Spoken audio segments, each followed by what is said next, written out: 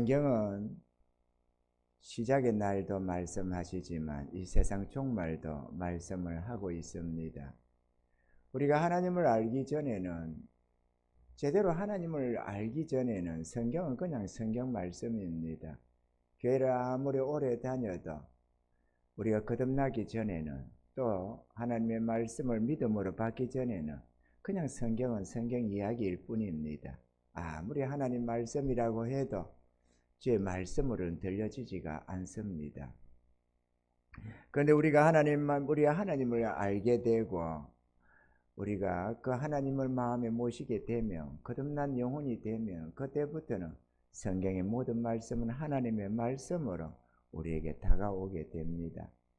제 경험상에 본다면 하나님이 없다고 주장하던 내가 하루아침에 하나님의 백성이 되었습니다. 주의 은혜를 딱 읽고 보니까 내 앞에 지옥이 눈앞에 있습니다. 전날에는 누가 지옥 간다, 예수 안 믿으면 지옥 간다, 그런 말을 할 때에 그게 허탄하게 들렸습니다. 마치 어린애들 앞에 눈 가리고 아웅한다고 말이죠. 유치하잖아요. 천국, 지옥 이렇게 말이죠. 아니 천국과 지옥 누가 죽어봤나? 너무 유치하잖아요. 저는 그렇게 생각이 되었거든요. 그러던 그 천국과 지옥이 눈앞에 현실로 딱 다가옵니다. 내 하나님을 마음에 모시는 순간에 말이에요. 하나님이 살아계시네? 그러면 저 말씀이 하나님 말씀이네? 이렇게 말이죠. 그래서 남은 생에는 내가 하나님 말씀대로 살겠나이다. 지난날 29년 동안은 하나님을 몰라서 내 마음대로 살았습니다. 나는 내 인생이 내 건 줄 알았습니다. 그러나 남은 생에는 주의 것으로, 주의 말씀대로 살겠습니다. 그렇게 고백을 해드렸습니다. 그리고 살아온 지 이미 37년, 6, 7년이 넘어갔나 보네요. 주님 없는 삶보다는 주님 모시고 산 사람이 월등히 더 많습니다. 할렐루야. 오늘 이 말씀도 우리가 주의 말씀 앞에 믿음으로 받으면 우리 앞에 현실이 됩니다. 그러나 믿음으로 받지 못하면 그냥 한편의 설교일 뿐입니다.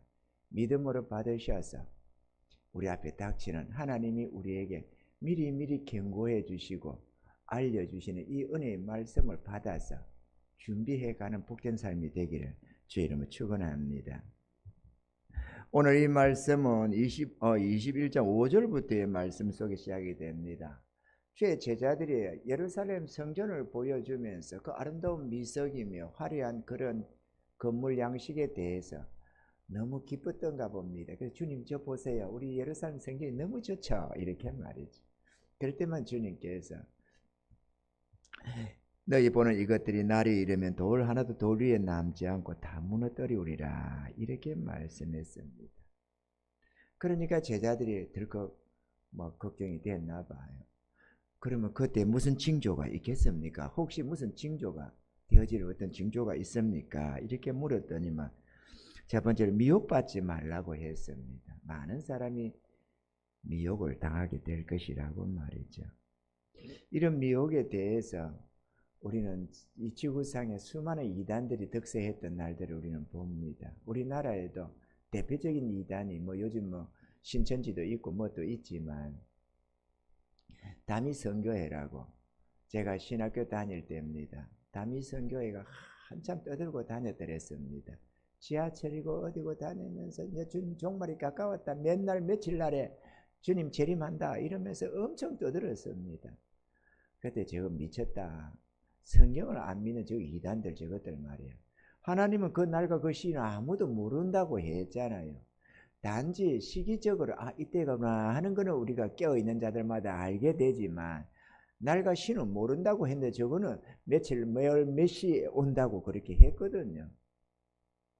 그러려고 하는 바람에 수많은 사람들이 거기에 많이 해독도 당하고 의심도 가지고 쳐다보고 했더랬습니다.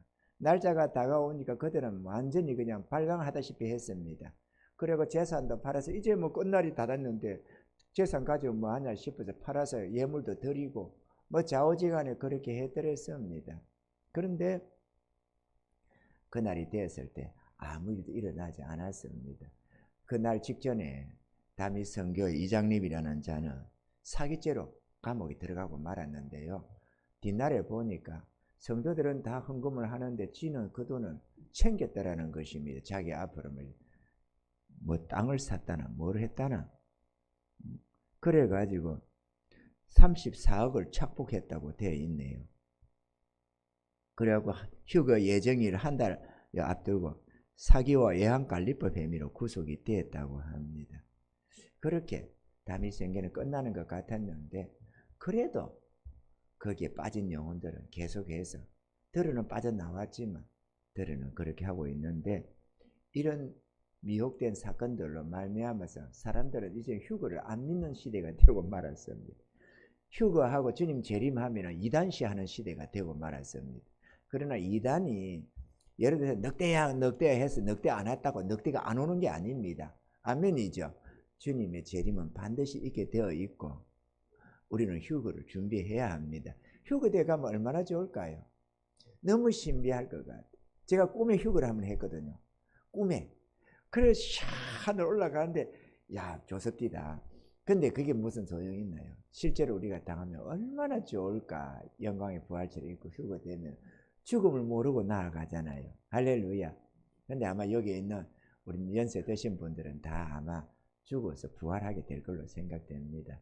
제가 생각할 때 여기 젊은 사람들은 휴거할 수 있다고 저는 생각이 됩니다. 왜냐? 주님의 날이 예고하신 대로 본다면 눈앞에 가까이 와 있기 때문에 그렇습니다. 우리는 성경을 유심히 찬찬히 살펴봐야 하고 주님이 우리에게 나타내신 이런 이정표들, 예고하신 이런 표징들을 보면서 주님이 말씀하신 재림의 때가 어느 때쯤인지를 우리가 분별해 보는 지혜가 있어야 될 줄로 믿습니다. 그래야 우리가 막연하게 살다가 어느 날 갑자기 주님 재림을 맞이하지 않지 않겠어요? 우리가 미리미리 준비하고 정신 차리고 주님의 때를 기다리면서 우리가 하늘나라를 준비하며 살아야 될 줄로 믿습니다. 그래서 주님이 오늘 10절에는 이렇게 말합니다. 또 이러시되 민족이 민족을 나라가 나라에 대적하여 일어나겠고 첫째에 큰 지진과 기근과 온역이 있겠고 또 무서운 일과 하늘로서 큰 징조들이 있으리라. 이 나라와 나라가 대적하고 일어나기 첫째에 기근과 지진과 온역과 각가지의 징조들이 나타날 것이다 그랬습니다. 이 시대가 바로 그렇게 전쟁이 이제 연속해서 일어나는 모습을 보이고 있고 2차 대전 이후에 유엔군이 생기고 온 세계가 공산국가든 민주국가든 하나로 통일되면서 전쟁이 없는 시대가 되고 말았습니다. 이념도 사라지고 이념 전쟁도 없고 그렇게 되어가지고 미국은 군비를 어마어마하게 축소해 버렸습니다. 저 나토 국가들도 유럽들도 다 마찬가지고 그래서 그들은 방산업을 다 없애버리다시피 했습니다. 왜? 전쟁이 없는 시대니까 이제는 국가의 이런 그 재건을 부흥을 꿈꾸면서 전쟁이 없는 전쟁 물자에 마음을 두지 않고 물질을 소비하지 않고자 했던 것입니다.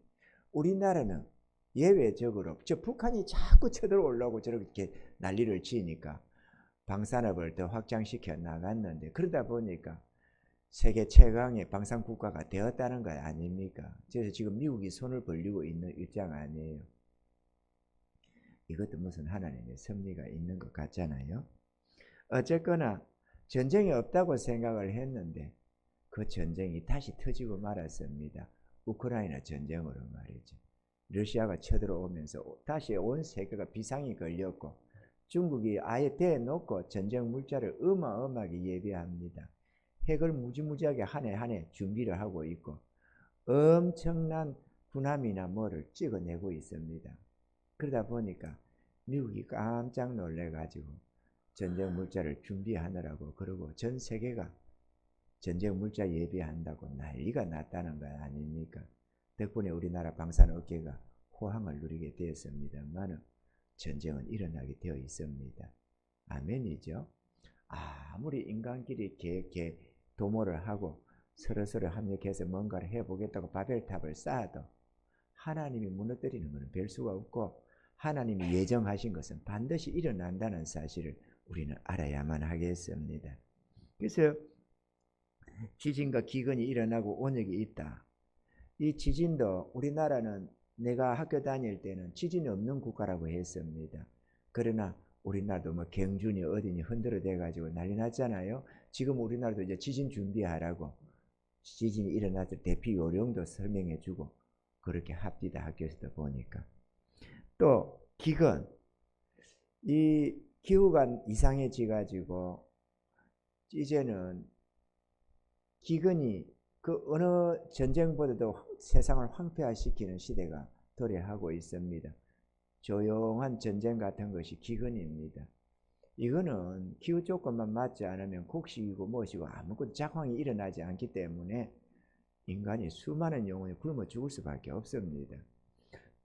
바로 그런 시대가 다가오는데 우리나라는 그건 좀 살만해서 먹고 사는 일로는 죽는 일은 별로 없지 않을까 생각됩니다만 어려운 국가들은 그 쌀값이나 밀가루값이 조금만 올라도 하루에 한 끼 개워 먹던 사람은 굶어 죽습니다. 어마어마한 사람이 뭐 1억, 10억, 20억 이런 인구가 죽어나갈 것입니다. 또 시대가 악해지니까 유엔이 어디 뭐 이렇게 좀 잘 사는 나라들이 어려운 나라를 도와야 되는데 무조건적으로 그렇게 도울 수는 없을 것입니다. 이 이기심 때문이라도. 그래서 수많은 사람이 지금도 굶어 죽는 사람 무수하지만 수많은 사람이 죽어나갈 것입니다.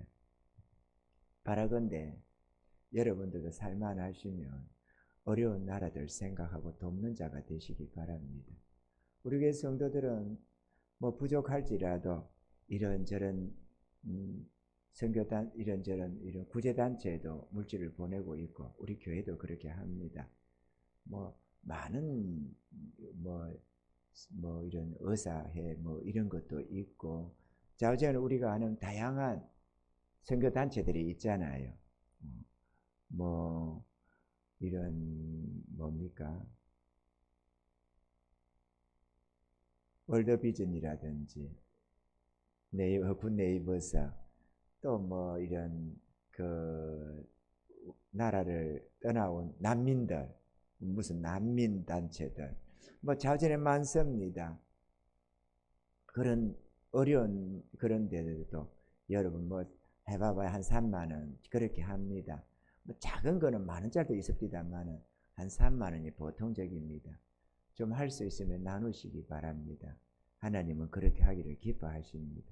우리가 선교 의미로 전도할 목적으로 선교도 보내야 하지만 구제도 필요합니다. 하나님이 보실 때는 당신이 지은 세계입니다. 우리가 잘나서 잘 먹는 게 아닙니다. 하나님의 은혜로 대한민국에 태어났고 잘 사는 시대에 태어나서 우리는 이 음식을 먹을까 저게 맛있을까 그렇게 고민을 합니다만 그들은 하루에 한 끼도 먹을 게 없습니다. 도와줘야 삽니다. 아멘이죠. 인간이 몸을 가졌으니까 나도 배고픈 시절이 있었고 헐벗은 시절이 있었다는 걸 기억하시고 어려운 자들 돌아보시기 바랍니다. 뭐 몇 군데 보낸다고 누가 우리가 죽습니까? 안 죽습니다. 또 하나님의 백성들은 마땅히 빛된 삶을 살아가야 합니다. 그렇게 열심히 마음껏 도우셔서 고난받는 우리의 이웃들 뭐 물론 얼굴은 모르죠. 저한테도 뭐 수시로 이게 날라옵니다. 뭐 누가 당신이 뭐 한 사람이 애가 어떻고 저쩌고 이게 날라오는데 아예 솔직히 말해서 예를 들어서 3만 원 어디 보냈습니다. 그 내 돈이 그게 딱 내 3만 원이 딱 알아가지고 이 3만 원은 누가 보낸 건데 이래가지고 걔한테 딱 가겠어요? 말도 안 되는 소리지. 뭐 돈이 무슨 표가 있어요 뭐가 있어요. 그런데 그렇게 해줍니다. 그냥 이해하라 그 얘기겠지. 뭘 그게 그 돈을 그리가 그냥 보내준 거고 저거는 그 안에서 뭐 이렇게 저렇게 한 게겠지. 어쨌거나 그렇지만은 그게 문제가 아니고 우리는 어려운 이들과 함께 할 수 있는 이 넉넉한 마음을 가지셔야 합니다. 하나님의 자녀들의 특징들이 그런 거 아니겠어요? 베풀 줄 아는 은혜가 있기를 바랍니다. 여유 있는 자들이 하는 게 아닙니다. 베푸는 거, 나누는 것은 마음이 있는 사랑의 마음을 가진 자들이 하는 거지 돈 가졌다고 하는 게 아닙니다. 돈 가졌다고 한다면 우리나라 많이 하겠지요. 그런데 그렇지가 않더라는 겁니다. 어쨌거나 그렇게 해서 기근이 오고 온역이 있고 온갖 질병, 온역도 질병 아닙니까? 온갖 우리나라만 우리 세계만 하더라도 뜻밖에도 말이야 코로나 해가지고 난리가 나고 수많은 사람이 죽어 나갔다는 거 아닙니까? 근데 그게 끝난 게 아니고 제2, 제3의 온역이 온다는 것을 우리는 알고 있어야만 합니다.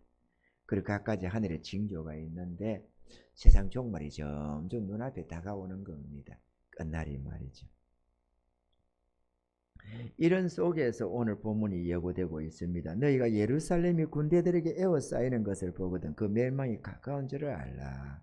이렇게 말씀했습니다. 저희가 칼날에 죽임을 당하며 모든 이방에 사로잡혀 가겠고 예루살렘은 이방인의 때가 차기까지 이방인들에게 밟히리라. 이렇게 말이죠. 이 예고는 다니엘서에도 기록이 되고 있습니다. 다니엘서에도 예언되고 있는 말씀이 있는데요. 다니엘서 9장 26절에는 이렇게 기록하고 있습니다. 62일의 후에 기름 부음을 받은 자가 끊쳐져 없어질 것이며 이 기름 부음을 받은 자가 끊쳐져 없어진다. 그 말은 예수님의 죽음을 말씀하는 것입니다. 장차 한 왕의 백성이 와서 그 성읍과 성소를 해파하려니와 바로 오늘 예루살렘의 군대들에게 에워싸이고 돌 하나도 돌 위에 남지 않고 다 무너뜨려지고 칼날의 죽임을 당하며 모든 이방에 사로잡혀 간다라고 했던 이 내용을 지금 말씀하고 있습니다. 해파하려니와 그의 종말은 홍수에 음몰될 같을 것이며 이렇게 말했습니다. 예루살렘 성전이 예루살렘이 이방에 에워싸이게 되고 멸망을 당했는데요. 이 로마 황제의 아들인 티토스 장군이 AD 70년에 그러니까 서기 70년에 이 쳐들어와 가지고 예루살렘을 포위하고 완전히 무너뜨려 버리고 말았습니다. 이때 유대인들이 저희가 칼날에 죽임을 당하며 했는데 이때 당시 110만 명이 죽임을 당했다고 하고 있고요. 9만 7천여 명이 포로되어 잡혀갔다고 말을 하고 있습니다. 예루살렘은 이방인에게 때가 차기까지 이방인들에게 밟히리라 그랬습니다. 예루살렘이 하나님의 택하신 백성 된 이 세계 땅이 이방의 포로가 되어 잡혀가고 나라는 완전히 박살이 나고 말았습니다. 언제까지? 이방인의 때가 차기까지. 그러니까 하나님은 이방의 복음을 전하기 위해서 예루살렘을 완전히 흩어버렸습니다. 얼마 동안? 약 2000년 동안 말이에요.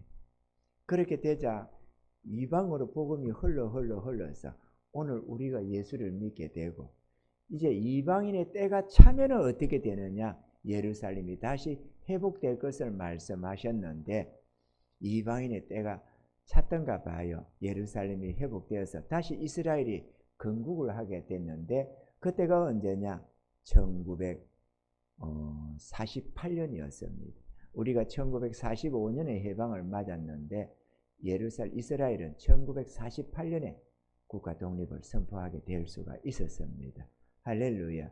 그러니까 자그마치 지금부터 1948년이면은 지금 25년이니까 그러면 한 20년, 23년 좀 지나면 100년이 되잖아요. 그죠?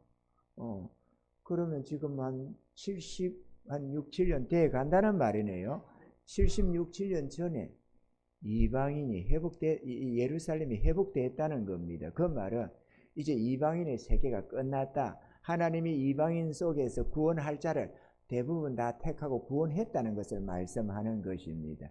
지금 우리는 주님의 심판이 임한 바로 그 직전에 와 있습니다. 이것을 우리는 알아야만 합니다.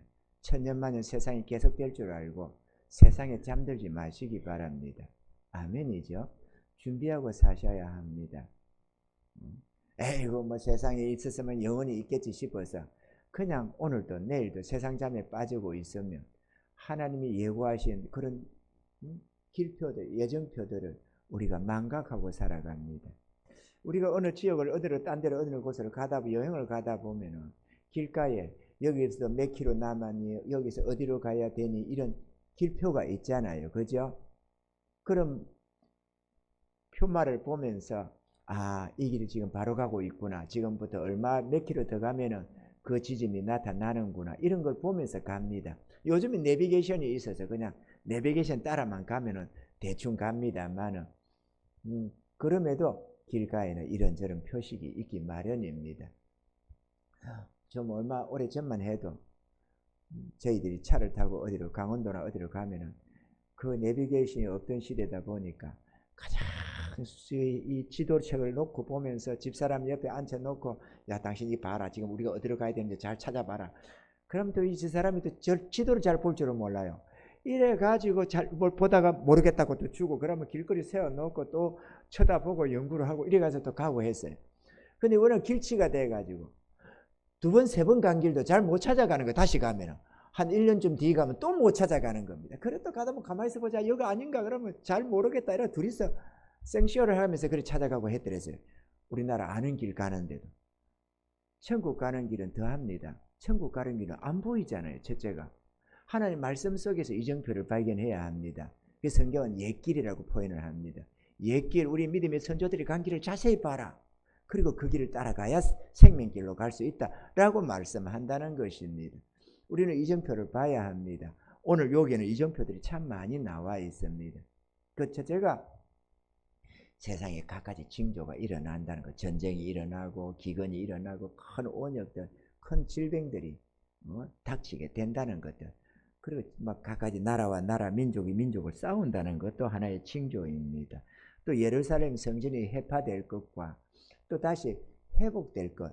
이방인의 때가 차면은 이스라엘이 회복이 되는데 그것도 하나의 징표로 우리는 봐야만 합니다. 할렐루야. 1월 성신에는 징조가 있겠고 땅에는 민족들이 바다와 파도의 우는 소리를 인하여 혼란한 중에 공고하리라. 사람들이 세상을 임할 일을 생각하고 무서워함으로 기절하리니 이는 하늘의 권능들이 흔들리겠습니다. 우리 하나님이 천지만물의 기초를 단단히 놓고 이 땅에 세계를 세워놨습니다. 그런데 그게 흔들리기 시작합니다. 그래가지고 기상이변이 일어나기 시작하는 겁니다. 제가 지금부터 한 30년 전쯤에 우리 성도들 앞에서 이런 얘기를 해드렸습니다. 지금은 기상이변이라고 한다. 그런데 몇 년 안 가서 이변이 아니라 일상화 될 거다. 이런 말들을 말이죠. 지금은 이변이지만 갑자기 일어나니까 생각도 못했던 것들이 일어나니까 이변이지만 그거 다반사로 일어나면 이변은 아니잖아요. 그냥 평상시에 어떤 매년 일어나는 하나의 행사일 뿐인 겁니다. 그렇게 될 거라고 했는데 지금 말할 것도 없이 이제는 이변이라는 소리 하기가 무서울 정도로 온갖 기상이변이 일어나고 있다는 사실입니다. 앞으로는 끔찍할 것입니다. 여름에도 우박이 떨어져 가지고 난리를 치지 않나, 뭐 겨울에도 꽃이 피지를 않나, 좌우지간에 앞으로 보면 더욱더 심각해서 이렇게 어떻게 사냐 싶을 정도로 세계가 황폐화되기 시작할 것입니다. 왜냐? 우리가 집을 건물을 잘 지어놔도 좀 세월이 지나서 금이 가기 시작하면, 낡아지기 시작하면 금이 한 군데 두 군데 나갑니다. 그렇게 나가다 보면 그게 점점 과속화되어서 어느 순간에 와르륵 하고 무너지게 됩니다. 지금 이 세계가 그렇게 금이 쩍쩍쩍쩍쩍 가고 있는 겁니다. 그것도 끔찍하게 많이 말이죠. 그래서 곧 종말이 오겠구나 하는 것도 우리가 다 볼 수가 있다라는 것이죠. 누구에게? 정신 차리고 믿음으로 보는 자들에게 말이죠. 우리 주님께서는 주님의 재림이 밤에 도적같이 오시기는 하지만 하나님의 아들들, 빛의 자녀들에게는 그렇지 않다고 했습니다. 그 날과 그 시기를 대략적으로 알고 예배할 수가 있다고 말씀을 했습니다. 할렐루야. 그런데 이 이스라엘이 이방의 포로를 잡혀가고 이스라엘이 멸망을 당하는데 이게 왜 그러느냐? 이방인을 구원하기 위한 하나님의 계획이었다는 것입니다. 할렐루야. 이방인이 우리들 이 세상 하나님이 없던 인생들이 구원받게 하기 위한 하나님의 계획으로 그렇게 했다는 거죠. 그리고 그 계획 속에 들어올 사람들이, 택한 죄의 백성들이 구원받아서 그 이방인의 수가 거진차게 되면 예루살렘이 회복한다고 했는데 그 내용이 오늘 29절에 기록이 되고 있습니다. 이에 비유로 이르시되 무화과 나무와 모든 나무를 보라. 싹이 나면 너희가 보고 여름이 가까운 줄을 자연히 아나니 이와 같이 너희가 이런 일이 나는 것을 보거든 하나님의 나라 가까운 줄을 알라. 비유를 들었습니다. 무화과 나무와 모든 나무로. 뭐 이 땅에 있는 세상에 있는 무화과 나무와 모든 나무는 아니겠죠. 그거는 옛날부터 항상 여름철에 피어나고 있었으니까 말이죠. 비유로 말씀인데 무화과 나무는 이스라엘을 의미하고 있고 모든 나무는 세계 여러 나라를 말씀하고 있는데요. 이것들이 싹이 나고 나면 너희가 보고 여름이 가까운 줄 아나니라고 했는데 싹이 났다는 것은 독립한다는 것을 말한다는 거죠. 유대 이스라엘이 패망을 하고 나라가 없어져 완전히 산산분해가 되어버렸지만 싹이 난다는 것을 말씀했고 우리나라도 일본의 속국이 되어버리고 나라를 잃어버렸더랬습니다. 그래서 우리 이름도 우리가 못 썼고 우리나라 언어도 못 쓰는 시대가 되고 말았잖아요. 우리 언어도 못 쓰게 했다는 겁니다. 우리 언어를 쓸 수가 없었어요. 뭐 아리가또 고자이마스 이렇게만 쓰게 했지 우리말 못 쓰게 했잖아요. 또 창씨 개명이라고 이름 다 바꿔놨습니다. 그래서 뭐 호적도 일본 이름으로 다 했지 우리나라로 하지 못했습니다. 그렇게 우리나라는 완전히 나라는 이 땅은 우리나라라고 말할 수 있는지 몰라도 이미 나라는 바뀌어져 버렸다는 겁니다. 그랬지만 하나님께서 이렇게 모든 나무가 싹이 나도록 했는데 2차 대전 이후에 수많은 나라들이 독립을 했습니다. 그 속에 이스라엘도 독립을 했다는 거죠. 할렐루야. 그래 팔레스타인들이 막 난리가 나는 거 아닙니까? 그거 자기들 땅이거든요. 그 왜 자기들 땅이냐? 2000년 전에는 이스라엘이 가지고 있었기는 했지만 본래 자기들 땅이자 가나안 칠족속 땅이잖아요. 그런데 하나님이 이스라엘에게 그 땅을 줬거든요. 그래가지고 줬는데 이스라엘 다 멸하라고 했는데 멸하지 않아가지고 여기저기 가나안 칠족속이 남아 있었고 그들이 팔레스타인들이거든요. 그러니까 이스라엘 이전에도 자기들 땅이고 이스라엘이 자기들 땅을 빼앗아서 그럴 동안도 자기들도 거기 거주하고 있었고 그 다음에 이스라엘이 완전히 멸망을 당해서 없어지고 난 다음에 그냥 완전히 자기들 땅을 회복해서 자기들 걸로 가지고 있었는데 이게 다시 또 회복이 되면서 자기들 걸 가져가니까 이거 뭐야 싶어서 그들은 필사적으로 이스라엘을 대적해 싸우는 것 아니에요. 이번 참에도 이런저런 전쟁이 일어나고 난리가 나는데 우리가 이스라엘 편에서 보면은 저 하마스가 뭐지 다 때려잡아야 돼. 그러지만은 그들 편에서 보면 그건 빼앗아야 될 땅이거든. 자기 땅이거든. 그래서 그러고 있는 겁니다. 뭐 누가 옳다 그러다를 떠나서 우리는 하나님 관점에서만 보는 것 뿐입니다. 그래서 그렇게 싹이 나고 이 싹이 나면 다시마 독립을 가지게 되면은 이제 결실의 계절이 다가온다. 종말이 다가온다는 것을 말씀하는데 이와 같이 너희가 이런 일이 나는 것을 보거든 하나님의 나라가 가까운 줄을 알라. 내가 진실로 너희에게 말하노니 이 세대가 지나가기 전에 모든 일이 다 이루리라. 천지는 없어지겠으나 내 말은 없어지지 아니하리라. 이렇게 말씀을 하셨습니다. 주의 말씀은 영원한 진리입니다. 우리는 깨어 있어야만 합니다. 할렐루야. 건강한 성도는 다양한 말씀을 가지고 있어야 합니다. 그래서 관점이 밝아져야 합니다. 저는 하나님 말씀이 모자이크 같은 그림과 같다고 생각이 됩니다. 옛날에 우리 아이들과 같이 우리 가족들이 서로 이렇게 재미있는 게임을 하게 되면 이런 액자 안에 그 뭡니까 조그마한 그거 퍼즐 같은 걸 사다가 가족이 둘러 앉아서 그거 끼워 맞춘다고 하루고 이틀이고 3일이고 그렇게 끼워 맞춘 적이 있어요. 이게 워낙 복잡하고 간단한 그림 같으면 쉽게 맞추는데 비슷비슷하면서 많으면 이거 같은 거 하나 찾아내는 게 얼마나 힘든지 몰라요. 그래가지고 불을 켜고 서로 앉아서 찾아내면 하나 찾아놓으면 좋다고 그냥 그걸 또 맞추고 그러면서 가족끼리 그렇게 했던 기억들이 있습니다. 처음에는 그게 하나하나는 뭔지 잘 모르겠는데 그게 끼워 맞춰지면서 여러분 그 퍼즐 맞춰보셨죠? 맞춰보면은 꼭 같은 것 같은데 아닌 게 있어요. 뭔가 또 정말 맞는 거는 딱 그냥 마치 열쇠가 제대로 된 열쇠 탁 끼면은 착착 하고 열리는 것처럼 딱딱 맞아지는데 조금 틀린 거는 아무래도 좀 뭔가 좀 이상해요. 뭔가 조금 이상한 느낌을 가집니다.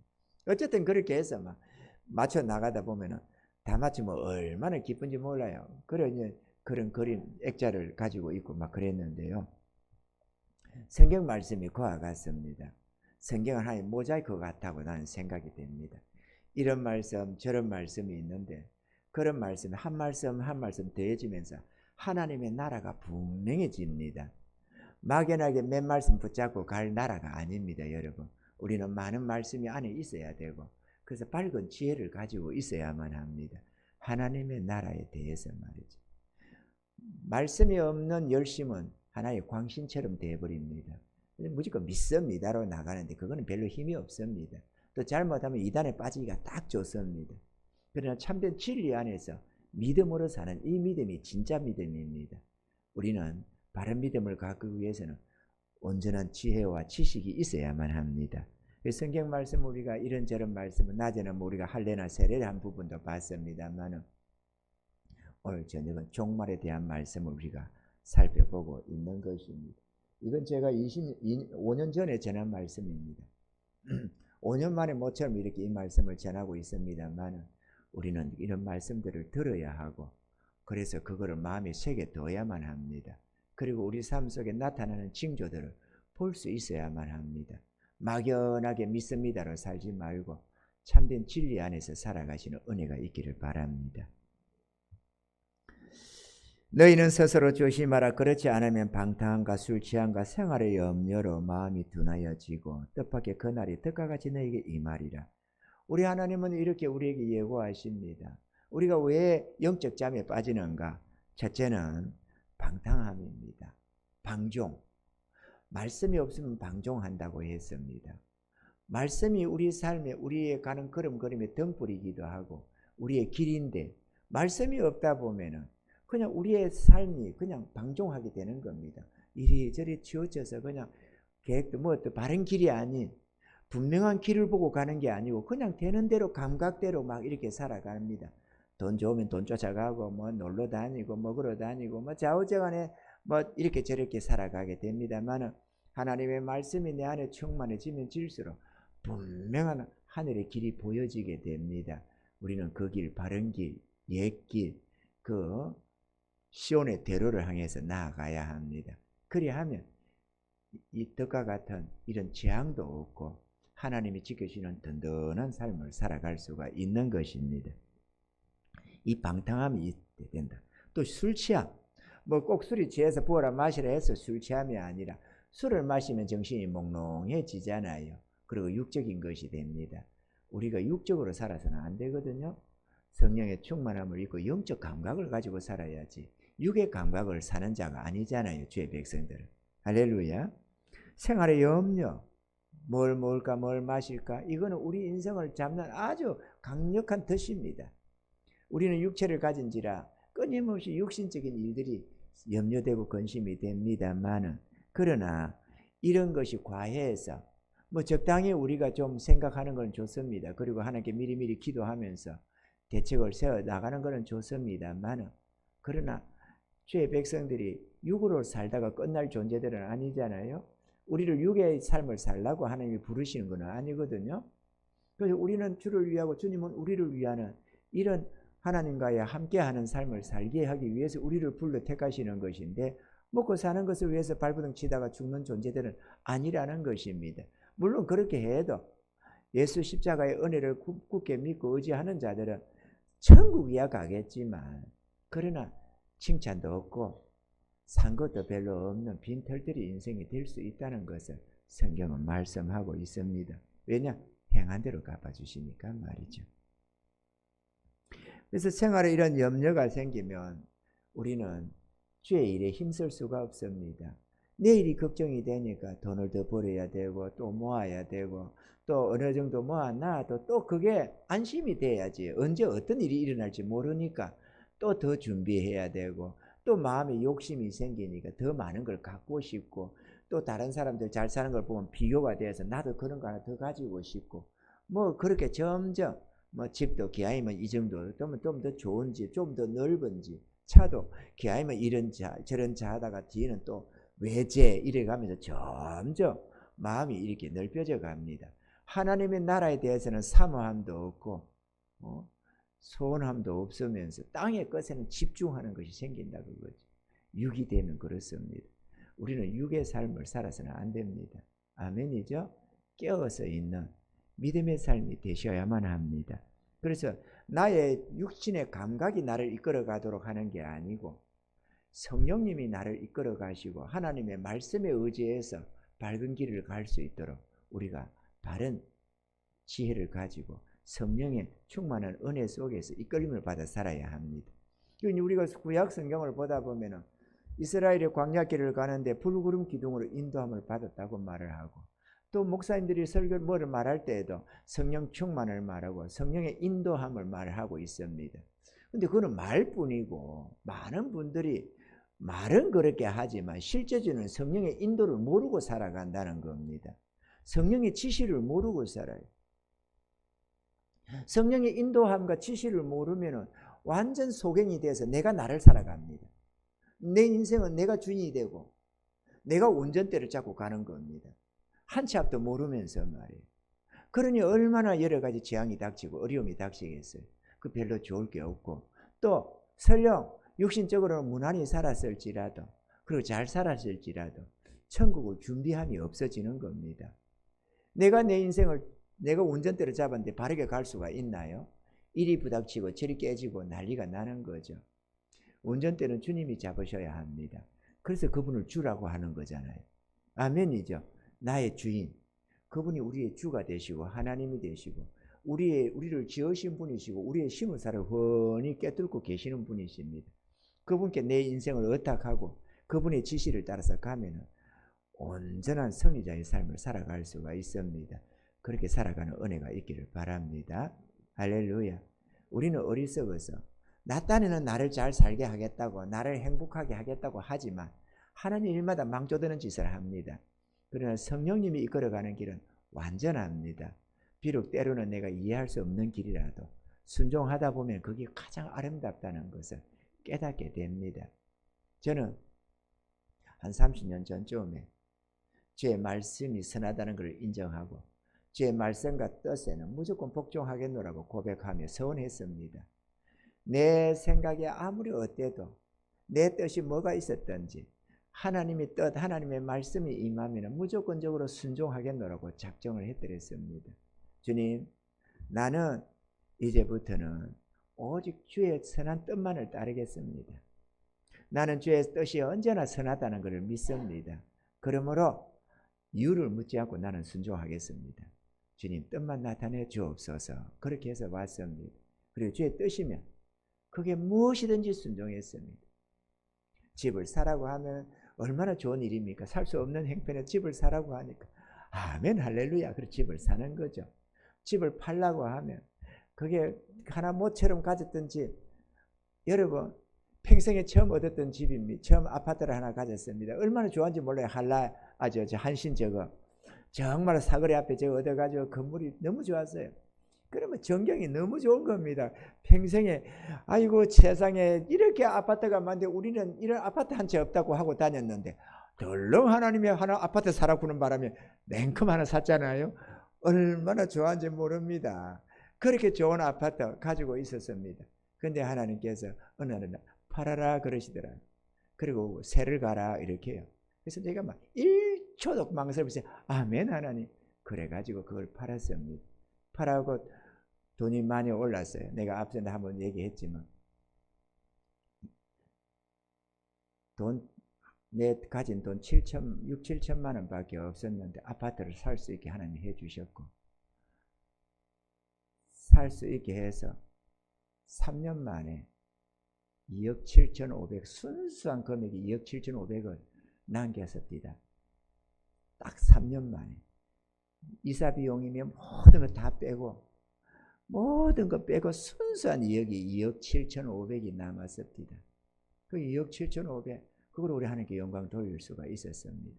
물론 저도 우리 집에도 떡고물이 좀 남았습니다만 주의 일 하는데 남는 게 있습니다. 막 하나님이 그 남은 거 다 드리라 그렇게 안 하더라고. 우리 하나님이 참 은혜로우셔서 그거를 지혜롭게 또 하나님 뜻을 주셔서 그렇게 해서 하나님께 영광 돌려서 하나님 성전 건축도 준비도 하고 또 우리도 좀 더 아름답게 또 살 수 있었고 그렇게 저렇게 선한 은혜를 많이 맛봤습니다. 저는 그게 뭐든지 주님의 뜻 앞에는 언제나 순종합니다. 제가 그 말을 할 때 저희 집사람도 단 한순간도 망설없이 아멘 할렐루야 그랬습니다. 그렇게 해서 우리가 집을 홀랑 팔았다는 거 아닙니까? 잘 팔았습니다. 지금은 그 값보다 더 떨어졌거든요. 그렇게 잘 팔았지. 그리고 그 팔아서 우리가 예배한 게 바로 저 테니스장입니다. 테니스장 하나님 예배하라고 해서 예배해 놨거든요. 지금 예배 잘 해놨어요. 지금은 세를 내놓고 있지만 조만간에 하나님 부흥 주시면, 왜냐면 이거 확장하라고 주님이 뜻을 주셔서 지금 확장하고 있으니까 그러면 저것도 곧 조만간에 주시겠죠. 우리 쓰라고 줬지만 우리가 쓸 수 없어서 못 쓰는 겁니다. 우리끼리 저거 한 마을에서 저 큰 거 넓은 가지고 있으면 그 안에서 뭐 탁구 치고 당구 치고 뭐 놀고 있다고 될 일이 아니잖아요. 이자도 많이 나가는데. 그래 지금은 줘도 못 써요. 그죠? 어려운 집안에 진짜 어렵게 사는데 비싼 외제차 주면은 사용을 못 합니다. 워낙에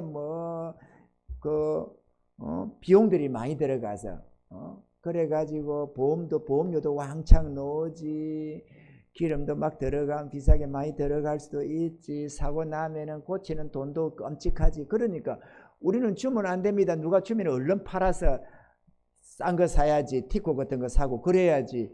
그렇게 아무나 쓰는 게 아니에요. 좋은 거 준다고 타는 게 아니에요. 좋은 것도 주면서 네가 타라, 내가 다 대줄게. 그러면은 몰라도 하나 이거 가져가서 내 명의로 가져 타먹어라. 그래도 우리는 빨리 파는 게 상책이거든요. 마찬가지로 우리 뭐 이렇게 있는데 그거 줘가지고 뭐 알겠어요.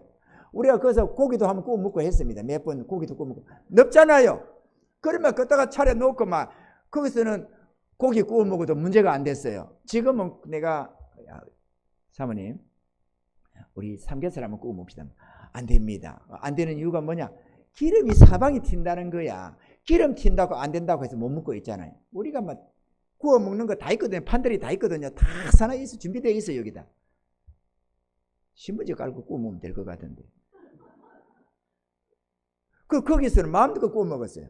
뭐 아무것도 없으니까 마음대로 구워서 창문 다 열어놓고 막 고기 팍팍 구워 먹었지. 아이고 참네. 그러나 고기 구워 먹기 위해서 그 비싼 이자를 내고 그래 하고 있겠어요? 그 너무 아깝잖아요. 그래서 세를 내놓고 있는 겁니다. 이제 사람이 좀 더 많아지고 우리 하나님이 됐다 저거 내보내고 이제 네가 써라 이러면 또 우리가 할렐루야 그러면 쓰게 될 겁니다. 할렐루야. 그리고 많은 영혼들 나와서 은혜 있고 함께 천국 준비하고 믿음의 형제 자매들로 우리가 살아가면 얼마나 행복하겠어요. 이런 은혜가 있기를 바랍니다. 그리고 이런 것들이 우리 마음을 둔하게 한다는 겁니다. 우리 마음이 영적 잠에 빠지게 한다는 거죠. 어떻게 살고 이렇게 뭘 먹고 살지? 앞으로 어떻게 살지? 뭔 장사를 하면 돈을 좀 벌까? 무슨 사업을 할까? 또는 이거 하면 뭐 좀 벌겠는데 이번에 이거 참 이런 게 있는데 이거 하나 샀으면 이런 거 이런저런 것들이 우리로 하여금 영적 잠에 빠지게 한다는 겁니다. 이런 것들을 조심하라고 말씀합니다. 너희는 스스로 조심하라 그렇게 말이죠. 이 날은 온 지구상에 거하는 모든 사람에게 이 말이라. 그럼 어느 한 사람 두 사람에게 해당이 아니고 주님의 종말은 모든 사람에게 임한다는 겁니다. 그러므로 너희는 장차 우리 모든 일을 능히 피하고 인자 앞에 서도록 항상 기도하며 깨어있으라 하시니라. 하나님은 사랑이시고 우리 은혜로우신 하나님이십니다. 하나님은 우리를 너무도 사랑하십니다. 얼마나 사랑하느냐? 독생자를 희생제물로 삼아서 그를 십자가에 매달아 저주하고 영원한 저주를 거기에 퍼부으시고 우리는 값없는 용서를 주시는 하나님이십니다. 그 하나님은 우리의 행복을 위해서 만 가지로 말씀을 주고 계신다고 하십니다. 이 말씀은 우리 삶에 좀 더 많은 것을 누리면서 행복을 누리며 살지 않고 행복을 잃고 즐거움을 잃고 오직 하나님 나라를 위해서 살라고 하는 것이냐, 이런 내용이 아니라 오히려 우리에게 영원한 행복과 참된 평안의 삶을 주시기 위해서 말씀하고 있다는 것을 우리는 알아야만 합니다. 주의 말씀은 욕으로 들어서도 안 되고 주의 말씀을 무슨 의무로 들어서도 안 됩니다. 사랑의 음성을 귀담아 듣고 우리가 마치 부모들이 자녀들에게 야 열심히 공부 좀 해라. 지금 공부 안 하면 뒤에 할 데가 없다. 그거는 인생의 경험을 통해서 깨달은 거 아니겠어요? 물론 우리도 그 시대에는 안 했겠지만 또 우리 아이들한테 또 그렇게 얘기를 하잖아요. 어쨌거나 부모가 그렇게 하는 것은 자녀에게 고통을 가하려고 그들이 즐거움을 누리면서 마음껏 뛰노는 그걸 싫어해서가 아니라 그들의 미래를 염려해서 하는 말처럼 우리 하나님은 우리를 위해서 생각하십니다. 아멘이죠? 하나님은 우리에게서 받을 게 없습니다. 하나님은 우리의 마음 중심만을 원할 뿐입니다. 그렇게 해서 영원하신 하나님의 능력과 그 지혜 속에서 함께 하나님과 살아가기를 원하는 것입니다. 사랑의 관계로 말이에요. 우리는 하나님을 사랑하고 하나님은 우리를 사랑하시고 이렇게 사랑 관계로 함께 동거하기를 원하시는 것이 하나님의 계획과 뜻입니다. 할렐루야. 그 하나님이 영원토록 내가 너희와 함께 하겠노라고 약속하고 계십니다. 우리는 염려 없이 하나님을 믿고 따라가야 합니다.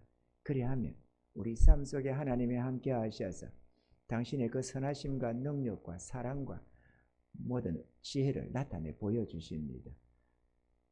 의심 많은 인생이라도 절대로 의심하지 않도록 하나님은 철저하게 우리를 살펴주시고 은혜를 더하여 주십니다.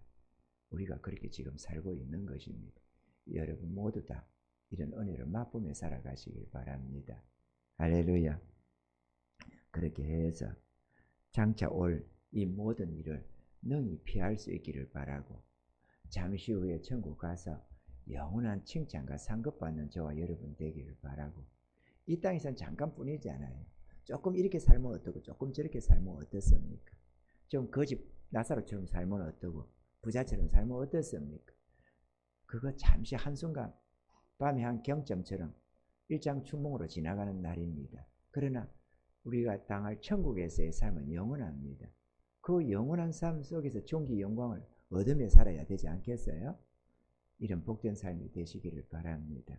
모두가 승리하시고 이런 주님과 함께하는 복된 삶을 살아서 기뻐하며 즐거워하며 동행하는 그런 아름다운 하나님께 영광 올려드리는 그런 복된 삶을 살아가시기를 주의 이름으로 축원합니다.